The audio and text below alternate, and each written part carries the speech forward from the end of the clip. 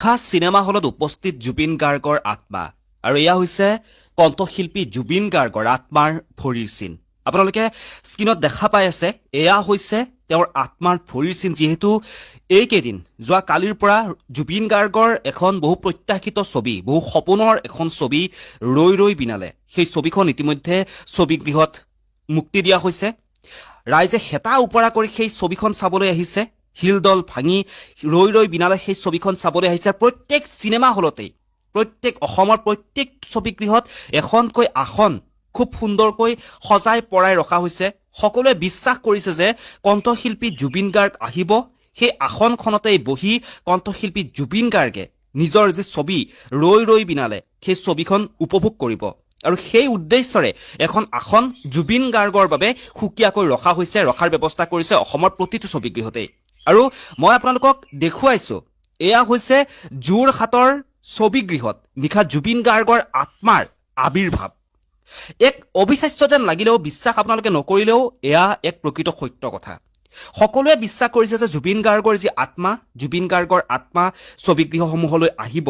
যিহেতু আগতেও যেতিয়া জুবিন গাৰ্গৰ এখন ছবি মুক্তি দিয়া হৈছিল, তাৰ পিছতেই জুবিন গাৰ্গে যিমানখিনি পাৰে তেওঁ ছবিগৃহসমূহলৈ গৈ দৰ্শকসকলক লগ কৰিছিল, অনুৰাগীসকলক লগ কৰি ছবিখন কেনেকুৱা পাইছে অনুৰাগীসকলৰ মতামতসমূহ জানিব বিচাৰিছিল। ছবিগৃহত গৈ ছবিগৃহৰ মজিয়াতেই বহি জুবিন গাৰ্গে নিজৰ ছবি উপভোগ কৰিছিল।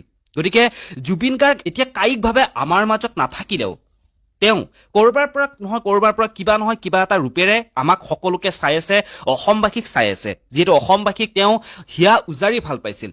গতিকে যিকোনো প্ৰকাৰে যিকোনো ৰূপেৰে জুবিন গাৰ্গে এতিয়া যে অসমবাসীৰ লগত আছে, সেয়া কথা কিন্তু প্ৰত্যেকজন অসমীয়াই বিশ্বাস কৰে, সেয়া কথা মানি ল'বই লাগিব। আৰু সেই উদ্দেশ্যৰে যে জুবিন গাৰ্গ কায়িকভাৱে নাথাকিলেও জুবিন গাৰ্গ আছে, ছবিগৃহসমূহলৈ জুবিন গাৰ্গ আহিব, ৰাইজৰ লগত জুবিন গাৰ্গ বহিব, সেই উদ্দেশ্যৰে জুবিন গাৰ্গৰ নামত এখন আসন সংৰক্ষণ কৰা হৈছে প্ৰতিটো ছবিগৃহতেই। গতিকে সেই ছবিগৃহৰ সেই আসনত জুবিন গাৰ্গৰ আত্মা আহি বহিছে, ৰাইজৰ লগত একেলগে উপভোগ কৰিছে ছবি। সেয়া আমি যদিও নিজ চকুৰে আমি দেখা নাপাওঁ, কিন্তু আমি উপলব্ধি কৰিব লাগিব, আমি সেই কথাখিনি বিশ্বাস কৰিবই লাগিব।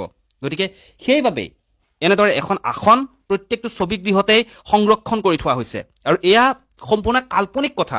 যি যোৰহাটৰ কথা কোৱা হৈছে, যোৰহাটৰ ছবিগৃহলৈ তেওঁ নিশাৰ ভাগলৈ আহিছে, সেয়া কাল্পনিক কথা।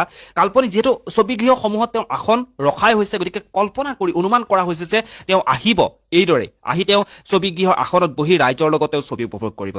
বাকী